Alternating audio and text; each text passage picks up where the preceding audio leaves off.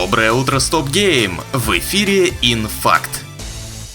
Новая часть серии Delta Force под заголовком Hawk Ops обзавелась свежим трейлером, демонстрирующим игровой процесс режима Havoc Warfare. В нем сражения будут происходить на земле, в воде и в воздухе, на масштабных картах с аутентичной местностью, где можно будет и на танках покататься, и на вертолетах, и прочих консервах. Так как сеттинг у игры недалекое будущее, то некоторые фантастические элементы, вроде высокотехнологичных девайсов, тоже будут присутствовать. Помимо Havoc Warfare ожидается также Extraction режим Hazard Operations и одиночная кампания падения Черного Ястреба, переосмысляющая одноименную часть серии 2003 года. Delta Force Hawk Ops выйдет неизвестно когда на ПК, Xbox, PlayStation, iOS и Android.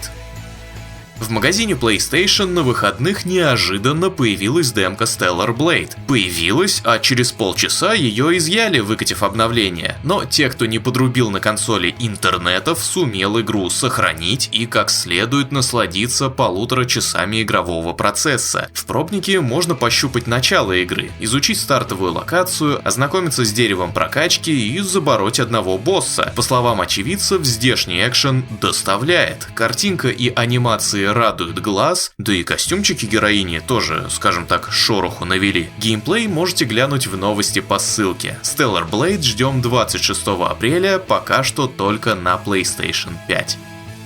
Tom Clancy's Ghost Recon Breakpoint вышла еще в 2019-м, а новой части все не видать. Обещали ее еще в 2023-м, но что-то как-то тишина. Журналист Том Хендерсон докладывает, что Ubisoft выкатит новую Ghost Recon только где-то в 2025-2026 годах. Мы будем вновь смотреть на мир от первого лица, как когда-то раньше. Однако геймплей должен стать более тактикульным, в духе Ready or Not. Местом действия станет выдуманная страна Найман. В составе отряда мы проникнем на вражескую территорию для выполнения секретных заданий. Авторы вдохновлялись мрачными миссиями и сюжетными поворотами из оригинальной трилогии Call of Duty Modern Warfare. Хендерсон видел также и геймплей, но показывать его зажал. Так что ждем официальных роликов. Да хоть каких-либо материалов.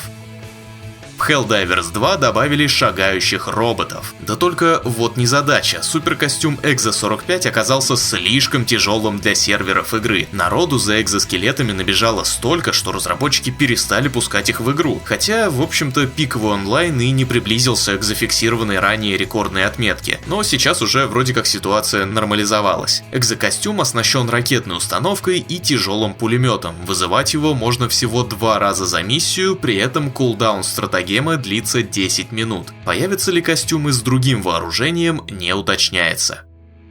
В прошлый раз мы сообщали о новом витке противостояния Apple и Epic Games. Так вот, ситуация разрешилась в пользу эпиков. Еврокомиссия устроила оперативное расследование, в результате которого яблочников заставили вернуть удаленный аккаунт разработчика своему конкуренту. В течение 2024 на iOS появится магазин Epic Games Store, через который игроки смогут совершать внутриигровые покупки в Fortnite без дополнительных комиссий. Состоялся релиз милой рисованной игры про Снус Мумрика, спасающего муми-троллей, Snufkin Melody of Moomin Valley или Снус Мумрик Мелодия Муми-Дола. В Стиме игра успела собрать 98% положительных отзывов, из которых становится понятно, что игра безумно милая и уютная. Вот только проходится слишком быстро, всего за 4-5 часов. Если являетесь фанатом муми-троллей, играть обязательно. Снус Мумрик доступен на ПК и Nintendo Switch.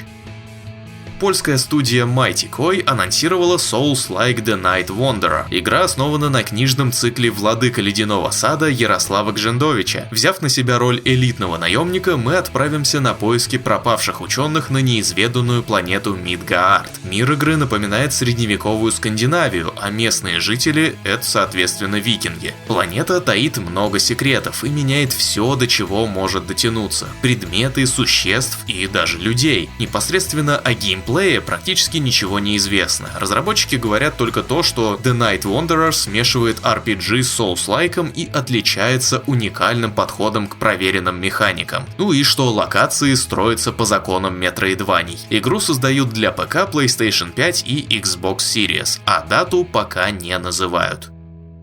Фанаты Hogwarts Legacy места себе не находят в ожидании летнего апдейта, который должен наделить игру новыми фичами и всякими ништяками. Кто-то даже всерьез надеется на Quidditch или полноценный аддон, но Avalanche Software призывает охладить свое Левиасо. Разработчики говорят, мол, круто, конечно, что вы так ждете обнову, но губу не раскатывайте. Ожидания могут оказаться слишком раздутыми. Судя по обращению авторов игры, летом нас не ждет что-то масштабное или какая-то тотальная переработка. Мы намеренно выбрали формулировку «дополнительные апдейты и особенности для игры», говорят девелоперы. Так что как-то так.